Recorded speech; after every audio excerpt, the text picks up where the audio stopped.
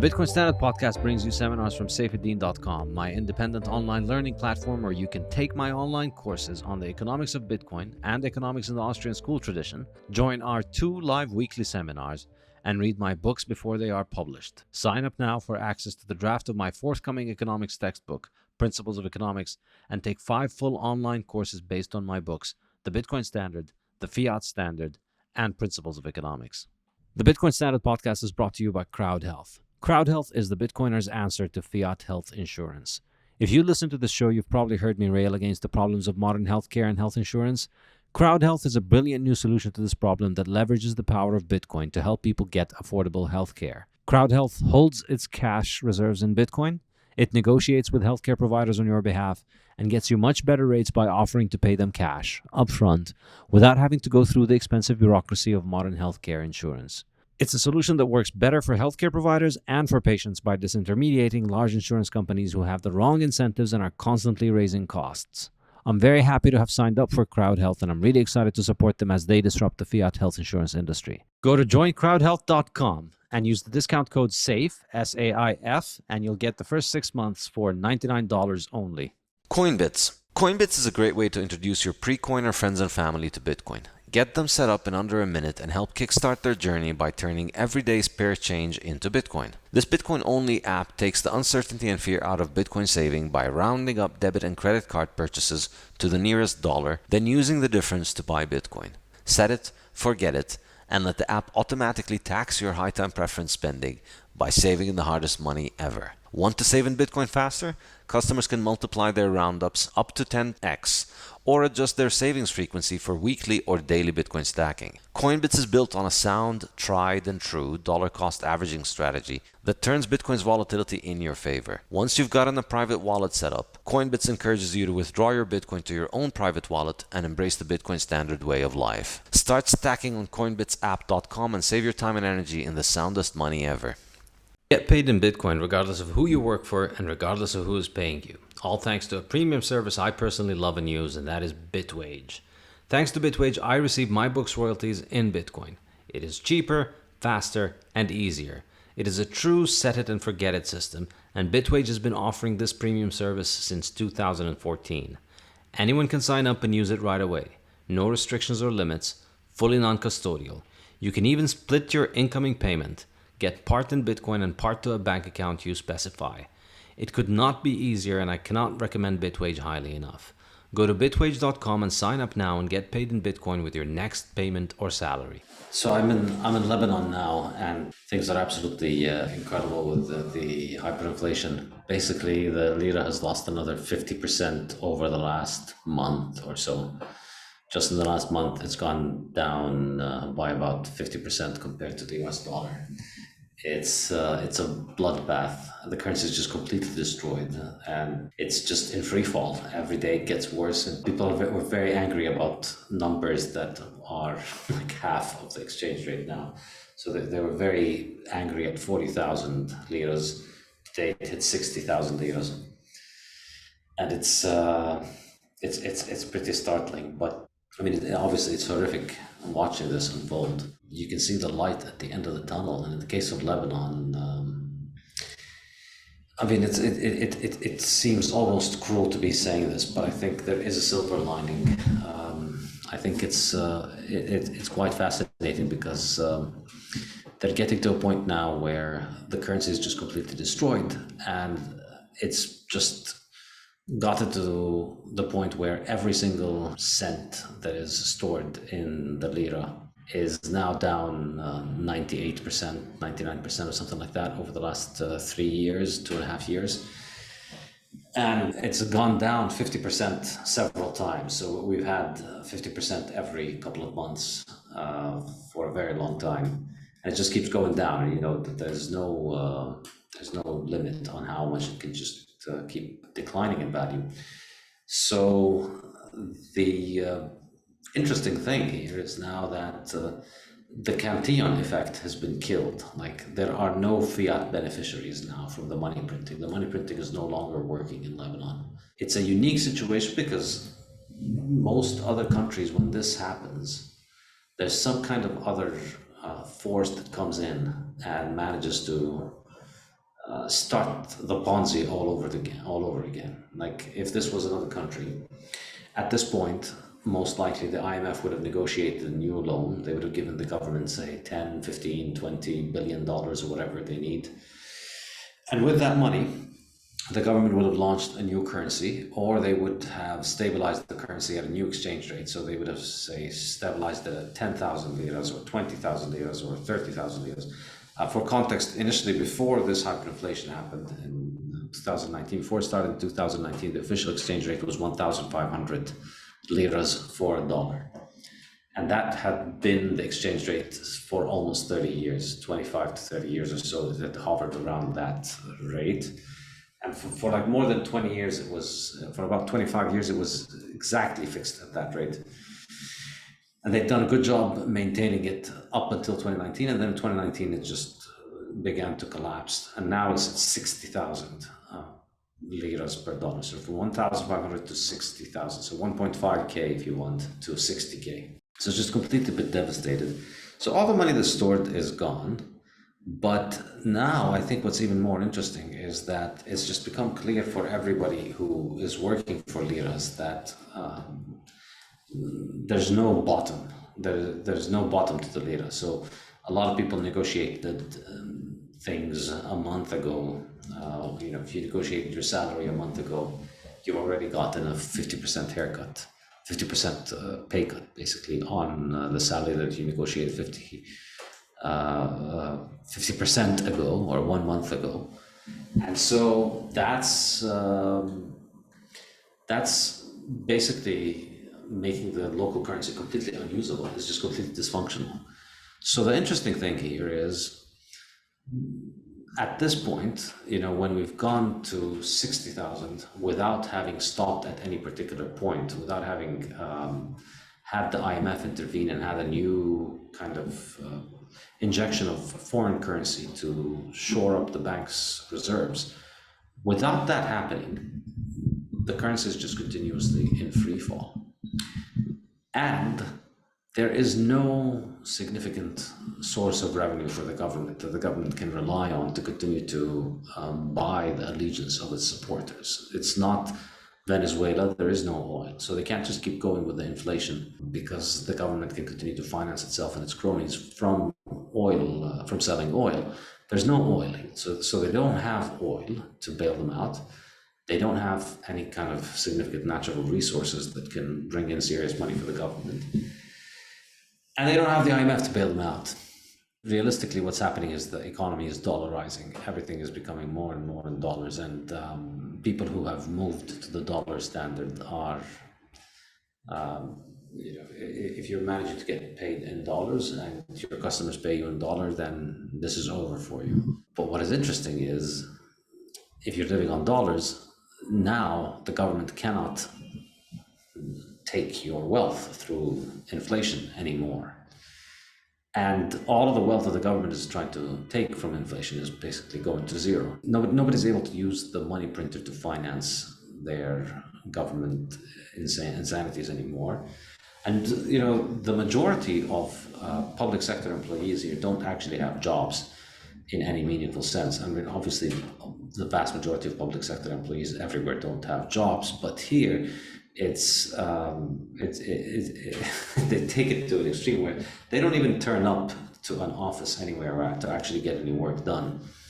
They're just a lot of them just get hired because they are loyal to a militia leader who controls a particular ministry or government agency and gives them jobs, and they never get to show up. Like, they never actually show up to an office. They just get paid, and the money just goes to their bank account, and that's it. They never have to show up, and nobody ever says anything about this. And this has been going on for decades, and this is basically the real cancer that is destroying the economy here. And this is what destroyed the currency ultimately, because it was the government just spending enormous amounts of money on an enormous number of employees to buy supporters for all the militia leaders. And they were all doing that with money printing. And in order to finance the money printing, initially they were doing digital money printing, if you want, in the issuance of loans. So the central bank was just letting the banks issue more and more loans and raising interest rates. in order to encourage foreigners to bring in, in order to encourage expats to send in their money, and then running a Ponzi with that money and using it as collateral to borrow against it, for the government to borrow against it. So the central bank lends the government spends on the public sector, and the central bank pays the depositors exorbitant interest rates. And the thing keeps going as long as the government can continue to float its debt. Well, the musical chair dance came to an end in 2019. And since then, the lira collapsed entirely because now they could no longer support it. They defaulted on their debt. And the value of the currency has just been in free fall. So we have this very interesting situation now where we're getting to the point of a society with no inflation practically. Hyperinflation has gotten so bad that it's practically ended because nobody holds any liras anymore. Nobody expects to take liras, and everybody's making all of their mental calculus with dollars. Really, the only people that I think are still hopeful of a recovery or a stabilization of the lira at this point are people who have no other choice, people who work essentially for the government, and their only choice is to just hope and pray that the government is going to be able to pay them. And so the government, of course, is reacting to this by the only way that Keynesians know how to react, the only way that modern central banks know how to react, which is printing money. So they just keep printing more and more money. And Thomas just shared this data on the money supply, which you shared on Twitter a couple of weeks ago, and you said, I remember you shared that, and you said, clearly we're going to be going to 100,000 because they just increased the amount of printing that they're doing massively recently. You can see it now, right? So if you look at the 10-year chart, the last few months, there's been a huge jump in the money supply. So you can see, first of all, this is the M0 supply in Lebanon. You can see it was increasing. It was still inflationary. You can't really see it now because up until 2019, it was growing at a relatively slow rate compared to what it is like now, but it was still growing back then. Then in mid-2019, when the banking Ponzi collapsed, the only way that they could keep the government paying bills was that the central bank just started printing money. And so the money printing, that's M0. So initially they were creating debt and it was more on M2 and M3. Then when that stopped, so if you look at, let's say, M3 over the last 10 years, you see around mid-2019, that was the point at which the broad money supply, the M3, that's when it stopped growing. Around mid-2019 is when the broad money supply stopped growing. So that's when basically the Ponzi came to a halt. And if you don't get more bag holders for your Ponzi, if you can't keep getting more and more new money into your Ponzi, then the Ponzi falls apart. So what happens is the broad money supply began to collapse in mid-2019. And that probably has something to do with the sanctions that the US imposed on some Lebanese bank around that time. People started trusting Lebanese banks a little less, so the value of the amount of M3, the broad money supply, began to decline. Loan creation began to decline. And because loan creation began to decline, the banking sector was not in good shape and the government was not in good shape. So how do they respond? They ramp up the M0. So around the same time here we see mid-2019, boom, the M0, the money printing, the actual physical cash goes parabolic. It starts growing what we thought was parabolic back then, but over the last few months it's just been taken off even more. So you see here, it's just been going on and on and on up until around mid-2021. There was a little bit of stabilization there, but then over the last few months, boom, we've gone from about 4 trillion or quadrillion or whatever it is, who knows at this point, too many zeros for me to keep track. It's 40,000 billion, so yeah, I guess that's 40 trillion. Okay, yeah, so 40 trillion, so we've gone from about 40 trillion to about 70 trillion in just in October and November. So if you look at the 1-year chart here, you see from 38 trillion up to 67 trillion in just 2-3 months. So pretty violent increase in the money supply. And the driver, of course, I think is that they gave a raise to public sector employees. And, there's good case to be made that the whole thing got started because of raises for the public sector employees. Sometime in 2018, they passed a law that gave a raise to all public sector employees, but with retrospective effect. So they were paying them for the years that passed in which they hadn't gotten a raise. Thomas, do you remember how many years it was in retrospect? Do you remember? So Yeah, they paid them. They paid them a significant sum of money. About a third of the Lebanese labor force is in the government. About a half of it, I would estimate, doesn't actually do anything. They just get paid from the government. So these people got several years of salary in 2018, 2019, and that was what kick-started the collapse of the entire Ponzi. And then, of course, the only way that they've responded was just through more and more money printing, more and more physical cash printing. And this really took off in the last few months. And so now you can see it's beginning to reflect on the exchange rate. Now the exchange rate is just blowing up. And some people are still hopeful that they think, well, this can be fixed. I don't think there's anybody left at this point, though. Realistically, the only people that are hopeful are the people who have absolutely no other alternative and no realistic way of getting money except through the government, and they're just delusional, effectively. I think everybody else is just beginning to give up and live their life as if the lira does not exist. yeah, Saif, just like something to note here. Currently, like there's some kind of a campaign to get people to put more money in the bank. So now, like the dollars that are fully reserved in Lebanese banks, there's around $2 to $3 billion. So, like if you go on the TV and there's like a lot of commercials and a lot of money being put into this to try and get more people to put money in those accounts. So I'm thinking maybe in the future they're just gonna try to fractionally reserve these accounts, and try to fund the government this way. So they're trying to fight the cash economy in a sense. Yeah, I mean, it's pretty insane. It amazes me that some people still believe in this and they still think that we need to fix this, that this can be fixed.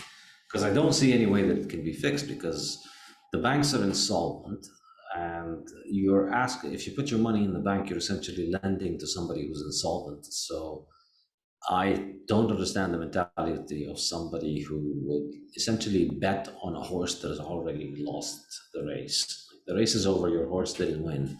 Here, let's try to bet on it. Like the horse is dead. It died, and the race is finished, and the prize money's been distributed. I mean, if you want to bet on the dead horse that's not going to come back to life and not win the race that's already concluded, then yeah, you would put your money back in the banking system. But realistically, though, again, economic reality imposes itself whether you like it or not. So us talking about this doesn't matter. We can go and try and convince people not to put their money in the bank. But realistically, the kind of person who's going to fall into the kind of scam that is, let's lend more money to the banking sector so that the government can get the Ponzi up and running again, and they can pay our employees, they can pay government employees again to not do any work. The kind of person who'll fall for that kind of scam has already lost all their money. I don't think they have anything to put in banks anymore. That's what it really comes down to. That's why I think the game is up. I think we're in the kind of denial phase at this point. But the horse is dead, the race is over. There's no coming back from this. This is where I think it is, because there's no way that you can just put the Humpty Dumpty back together. If you wanted to I mean, the currency might rise in value, perhaps. They might come up with some kind of arrangement in the short term, but it doesn't look like it can be sustained. I think with a kind of if you did have a political resolution. So currently, also there is no president here. There's no prime minister. There's no cabinet. There's basically just a parliament, and it can't get anything done. But if you did have all of those things, you could stabilize the currency now at say 50,000 or 60,000, and restart the banking system on that basis. And you could start again. I mean, the advantage now would be that at a price of 60, be a significant improvement in the fiscal situation, probably. So you could convince them. You could convince them of the fact that they should take a pay cut in real terms, because most people aren't very economically literate, and they'll just think things will improve and then exchange rate will rise.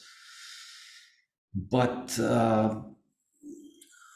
in real terms, they would have reduced their fiscal burden on the government quite significantly. That's really the catch. That's the advantage. So, and at this point, like, you look at the finances of the Lebanese government, and it's actually probably pretty healthy. Because they earn their taxes in nominal terms. So as prices go up, their taxes go up. But as public sector employee salaries aren't keeping up. So you've given public sector employees, realistically at this point, I think something like an 80-90% pay cut, even though they've gotten several raises, but the currency continues to drop, and they have limits on how much they can withdraw from their bank accounts in monthly. So realistically, the fiscal burden on the government is down 80-90%, and basically the vast majority of the Lebanese government's expenditures are just on a public sector. I'm just paying public sector employees. That's basically all that they do. So you put an 80-90% discount on that, and then you suddenly become very fiscally responsible. It's really the market just giving these public sector employees the rate that they are worth, realistically. So you could see how, like, if there was some political resolution, you could get the story started all over again. You could do let's give a 5x payment, 5x, say, salary rise to public sector employees, stabilize the currency at 60,000 in real terms. That reduces the fiscal load on the government by, let's say, 50% or something like that. And the government's finances become a lot more sustainable with a much poorer public sector. But then, you could get the banking system to go again, and then the government will start spending more. And then, of course, public sector workers are going to start asking for more raises. And then clearly, the government that got you to the problem in 2019 will get you to a similar problem going again. But that's not going to happen now. Again, no oil, no IMF, and no president, no kind of scope for any kind of political solution to be found, or any kind of leadership to take over. And so the only thing that they can do is just continue to print more money. And so the leader continues to collapse further. And so essentially, it's the parasite that is killing itself. It's kind of killing the host, but the host is able to survive by just switching to the dollar. And so as the host continues to switch more and more to the dollar, the host, everything that's in the private sector that's productive can be revived basically with dollars. But everything that's in the public sector, which is 95% unproductive, doesn't really add anything of value to the society, most of it. 90-95% of that stuff is dependent on inflation income in order for it to continue to subsist. And by continuing to print money, they're destroying their ability to finance themselves. And there's no way out of this. it's a very interesting experiment because we're getting to see the end game of inflation playing out without a bailout. And obviously, it's a horrific thing. It's terrible for a lot of people. But perhaps, I mean, it seems very wrong to be saying this, but perhaps there is a light at the end of the tunnel, which is if they keep going, if they keep destroying the currency, they're just going to destroy their ability to use inflation to finance themselves, and they're going to basically kill the parasite class, kill the cantillon beneficiaries. And I think the implications for this are more than just economic, because the reason that Lebanon has all these militias and the reason that the state is weak, whereas all those militias are powerful, a lot of that is down to the fact that the militias are financed by government jobs. The militia leaders don't have enough money to pay tens of thousands of people with monthly salaries in order to buy their loyalty. They get them jobs in the public sector, and that's how they buy their loyalty. But now these militia members, they used to earn, say, $1,000 a month before this thing when they're fake government jobs. Now they're earning something like $50 or $100 a month. It's just completely worthless. I mean, not completely worthless, but it's becoming their militia allegiance just does not pay anymore. And so they need to get off their behinds and do something productive. And that, I think, is enormously significant, because you've got a very large class of people in the country that have just been, full-time paid militia members who just do nothing productive and get called up on to demonstrate and do violent acts when their leader asks them to. And the only reason that they do those things is because the leader gives them a job, and so they don't have to work. Well, now they need to work, and working for the leader is only getting them $50, $100, or $200 a month. That's not enough. They need to go out there and get an actual productive job. They need to do something to serve others. And I think that's going to have a significant impact on the economy in the long run. The question then is just how much of the economy and how much of life here is going to be suffocated by the government, and how much are they going to just let survive based on the dollar. And I think the thing that I've noticed now on this visit, as opposed to previous visits, is that basically the most crucial and most important markets have been liberalized. So the market for fuel is functional and liberalized. You just go to the gas station and you pay them cash, and you get your car full of fuel. This wasn't the case about a year ago. And it wasn't the case for electricity, because the fuel that goes into making the electricity was also not liberalized. So a year ago, they were still in the point where they were maintaining the pretense of, hey, we can keep up this ponzi. We just need to control prices and fight the greedy speculators and the greedy shop owners, and just force them to sell at the right price, and then we'll make everything magically more affordable. Completely typical brain damage status thinking. What happened was, of course, that all of these industries ended up experiencing a lot of shortages. So you couldn't get gasoline very easily. There was rationing, and there was long lines to get them, and it was pretty complicated. And the same was true for medicine as well. There was a shortage of medicine because the government tried to force they tried to force the sellers to sell at low prices, and so when the sellers would charge low prices, they wouldn't have the money to import replacements. So the country got depleted of essential medicine, and got depleted of gasoline, and got depleted of gas and all of the essential fuels.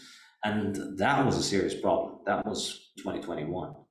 Well, now these markets have been liberalized. So if you want fuel, you have to pay in dollars, roughly. Like the price is more or less functioning according to the market price.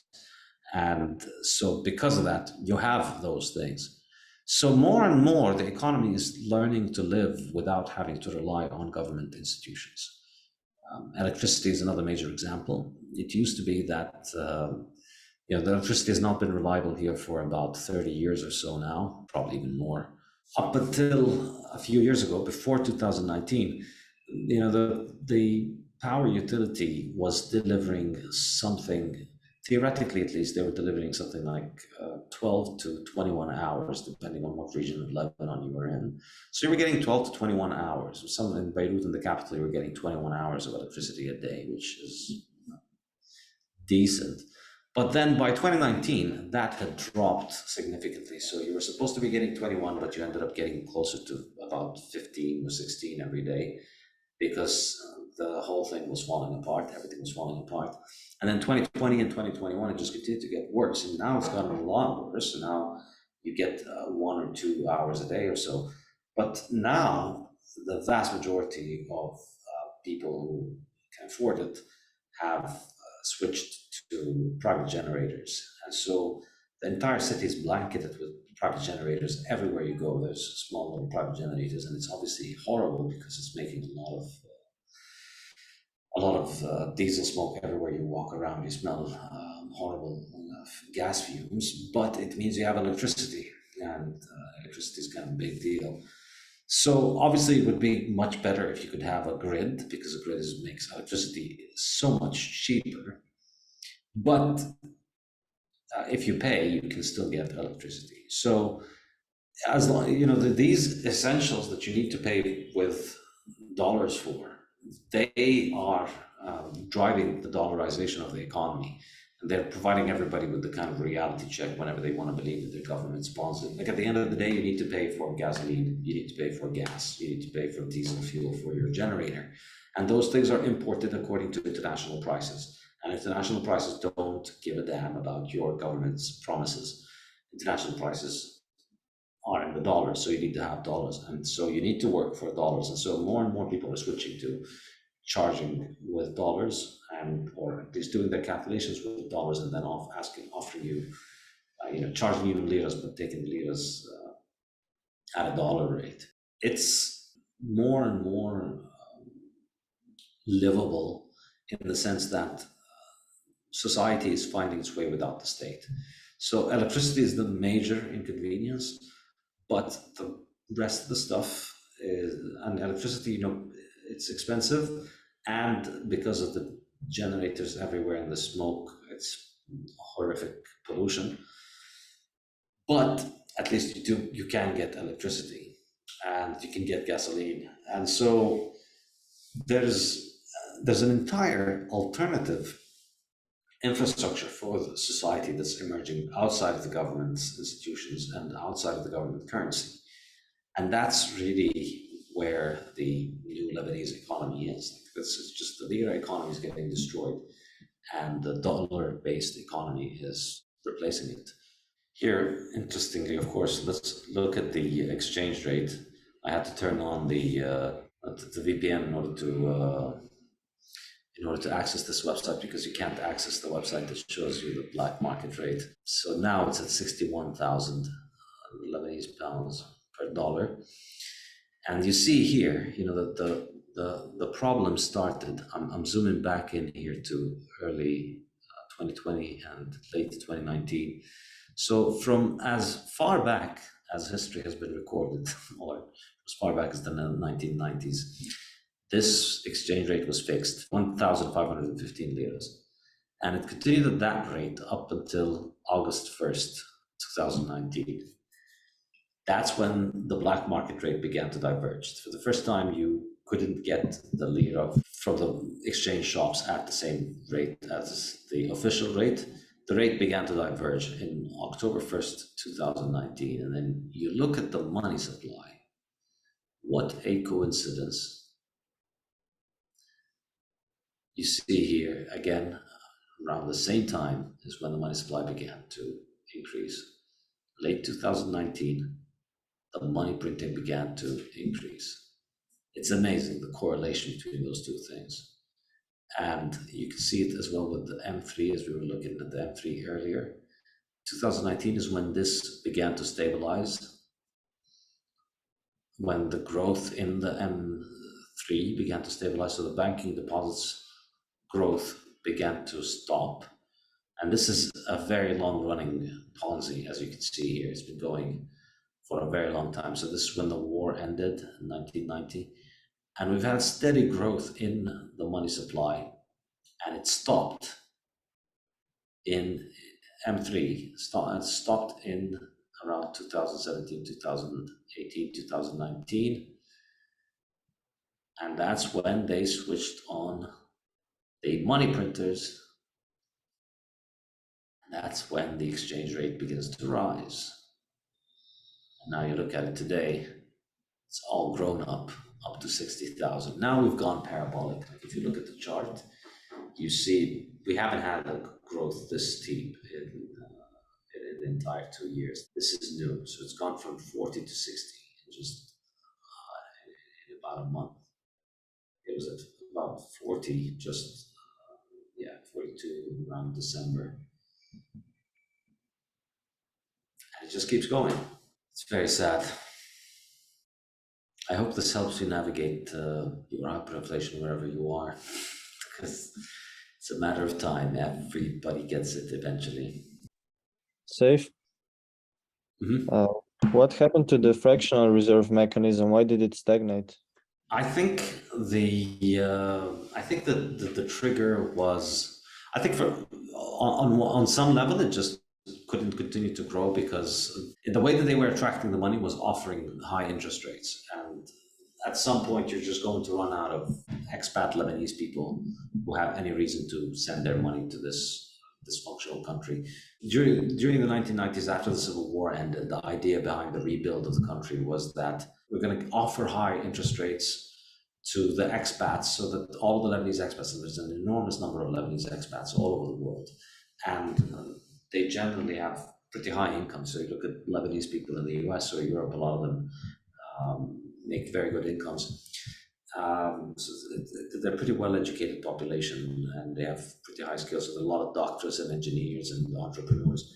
So the idea was that we'll offer these people higher interest rates than what they can get from their banks in Europe and the US and Africa and Australia and whatever.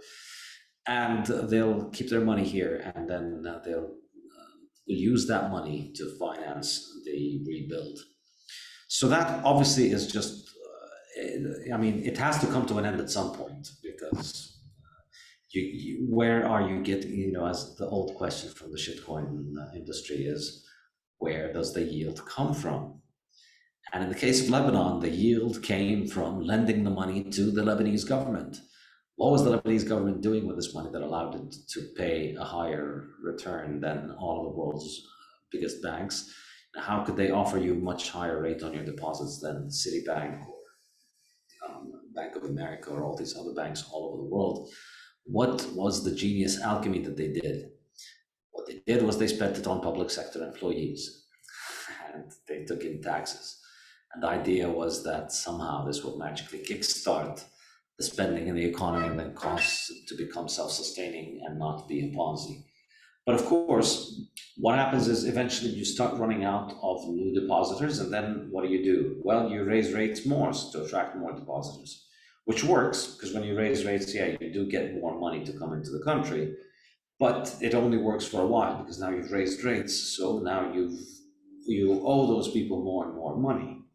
What's your cash cow doing? What's your yield generating government doing meanwhile? It's handing out all of that money to thousands of people that don't work. And it operates a power utility that loses $2-3 billion a year and delivers 2 to 3 hours of electricity a day. So imagine just how insane that is. So clearly you're going to get to a point where this is going to be unsustainable. Like this is the kind of overall picture of it's. The reason it fell apart is because it's a Ponzi. the short answer. The deeper reason is that it is a Ponzi. So clearly that's going to come to a point where it's unsustainable. And I one of the blessings of Bitcoin is I never have to deal with any of those things. But I realized later on that by 2018, the banks here were offering up to 15% annual interest rate on deposits. This is how desperate they were for money. Like imagine, everywhere in the world, banks are giving you 0.2% and 0.3% or something like that. Here in Lebanon, you can just put money in the bank and get 8, 10, 12, even 15%. Like that was the peak.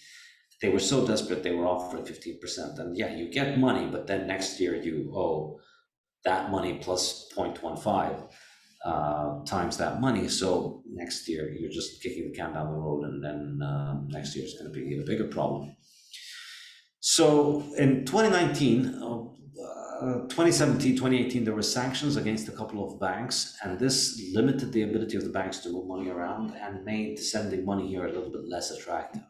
So the banks that lost, I think that may have been like the kind of trigger that started to make the situation more and more shaky. And then the other thing Thomas is mentioning, another very important thing that happened, of course, is lowered ratings. Like once the rating agencies began to downgrade the Lebanese debt, then that raised the rates at which they needed to pay to borrow.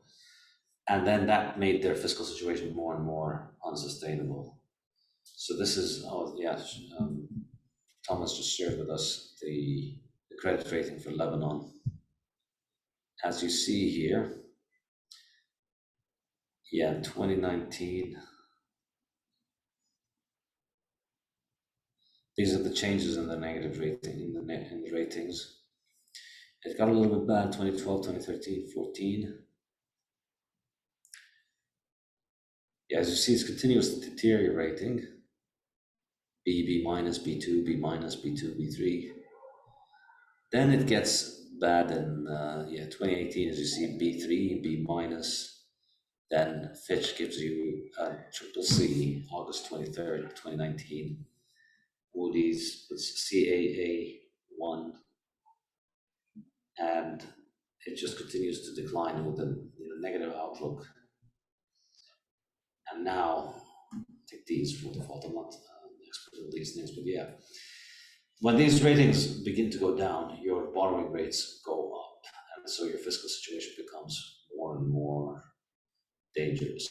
At some point during this collapse, this is when the IMF would have likely stepped in. If this was a country that was favorable to the US, if this was on good terms with the US, if this was like a good, happy pro-US government, if the political situation here was acceptable for US Congress and US politicians and the US president, then sometime in 2020, maybe March 2020, somewhere around here, the IMF would step in and give them $10 billion and impose some reforms. So like they would actually cut public sector jobs. They would, sometimes they would actually try and impose some reforms. So like you might want to give them some credit for helping implement these kind of reforms that reduce the amount of spending that the government's carrying out. But realistically, all that they end up doing is just allowing them to restart the ponzi. They give them more US dollars now because they have more US dollars, their credit outlook, and because they've devalued the currency, so their amount of fiscal expenditure they have to pay in real terms, in dollar terms, declines. And so their outlook becomes better. They're able to go back to credit markets, and you could keep this thing going for another 15 years or so. But we're not going to get that. And so it's tempting here to think, well, maybe this is just going to be like Venezuela. But in Venezuela, I think the situation is much more complicated, or much simpler for the government, because the government has an enormous amount of gas and oil income. So they get all that money from oil and gas, and they continue to be able to pay their workers. This is different in this situation. I wonder how it continues. Pava was asking how long until the private sector takes over the whole electric grid. This is the tricky part. They're not letting them take over the grid. You can't take over the grid because the monopoly company doesn't want to give up the grid, because they don't want they want to stay dependent on it. In fact, I was talking to a guy from the Lebanese Institute for Market Studies, and he was saying it's really important for the electricity company to remain operational for 1 or 2 hours a day, because if they're operational, then they can continue to sign all of these contracts for purchasing all of that foreign fuel that they need to operate for an hour or two, which they then resell on the black market, which they make a killing from. This is what they're doing. they haven't completely shut down, not out of any kind of concern for the people. Like, what's 1 hour of electricity? 1 hour of electricity is pointless. It doesn't do anything. I mean, you can recharge your phone, but you basically don't have electricity if you get 1 or 2 hours of electricity a day. You can't run a fridge. You can't rely on anything that requires a significant amount of power. You can't rely on any electronics, essentially, except things that have rechargeable batteries. So you can recharge your phone and your laptop, and then you are without power for the rest of the day. So, like, yeah, you would think they'd just shut it down and save $2 billion. But a lot of interests don't want it to be shut down. First, you have tens of thousands of employees in the, I'm not sure if it's tens of thousands, but it is definitely in the thousands, possibly tens of thousands in the electricity company, who don't work and get to pay their salaries. If you shut down the company, you can't pay them salaries. And there's all these big contracts for the importers of oil. If you shut down the company, then they can't import oil. So, the company loses $2 billion a year or so. That's not just losses to inefficiency. There are people who benefit from these losses. There's thousands of people getting salaries for not doing anything. And there are a lot of rich people being able to sell and resell fuel and make a killing from it. So they don't want to give up the electric grid. But what's happening is that we have an entire country of microgrids. These little tiny generators are just becoming cheaper and cheaper and more ubiquitous. You see them everywhere. Everywhere you go, there's a buzzing of generators and the smoke of generators. It's become normalized. When you spend some time, you just grow accustomed to the fact that this is a background noise everywhere you go. And that's it. I mean, it sucks because of the pollution, and it sucks because it's more expensive than having a grid, but it's gotten to the point now where it's just normalized as a part of living here. It's just cost of living. Instead of having higher taxes, you just have this. You have to pay exorbitant amounts of money for your electricity. That's just the way that it works. Oh, one good thing that they have here, and this, of course, it pains me to admit it, but must admit that it's really working in helping people decrease their dependence on the grid and the power monopoly, is solar power, because it doesn't run on the grid, it's not related to the grid, and it doesn't need fuel. So it's extremely efficient here, and Lebanon is very sunny. It gets something like 300 days of sun per year. So you have the majority of the year you're getting sunny days. It's a very sunny country, and so it's actually pretty good. I think if we had a free market, I don't think many people would be using it for power generation. I think a few people. If we had a free market, I think most people would be using solar panels for water heating, which is the traditional thing that they use it for here. I don't think its use for electricity would be very economical if you had an actual functioning grid. If you had a proper grid and you had cheap electricity with a proper grid, you could have, say, electricity at 10, 12 cents per kilowatt hour. I don't think at these kind of rates you'd get an enormous amount of deployment of solar electricity generation. But given the reality that electricity is really expensive because you have to use these small, tiny little diesel generators that run on import diesel, which is very expensive, the alternative of running solar panels and tying it to electricity is extremely attractive here. Yeah, as Thomas is saying in the comments, the government made the electricity is so expensive, so now the expensive form is the cheapest. Yeah, because they haven't found a way of taxing you for sunlight yet. Although they did suggest, when people started using solar panels very extensively and it started to spread, some people were seriously saying, yeah, we need to add a tax on the solar panels in order to make up for the fact that we can't tax those people on the fuels. So we need to find a way to make their life more difficult and make their electricity more expensive. But fortunately, I don't think that went through. So between solar panel, everything is decked with solar panels. It's so ugly. It's sad. Like, there's diesel generators and solar panels everywhere. But people are making do. And it's so sad, because it would be so cleaner, so much cleaner and so much cheaper and so much more efficient if all these solar panels and diesel generators were just replaced by a few big, glorious gas plants or even coal plants, like modern clean coal plants are very, very good and very clean. And it's a small country. You don't need that much. You don't need that many generating stations. You don't need that big of a grid. There isn't that much distance to cover. So you could have very good economies of scale and a lot of efficiency if you got this thing working properly. But it's sad. I know historically this became pretty viral on social media a couple of years ago. There was a news item from sometime in the 1960s in a Lebanese newspaper in the 1960s, and on the front page, one of the items that was on the front page was that announcing that today there was going to be a 20-minute power outage. You know, we're performing some maintenance, so you're not going to have power for 20 minutes. This was Lebanon in the 1960s.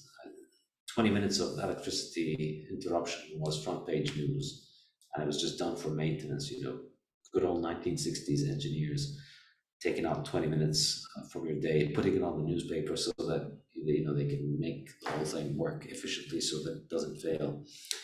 And now some people get 20 minutes of electricity a day, and the company loses $2 billion. Amazing what you can do. All right, well, fun catching up with you guys. So I will see you guys next week. Take care.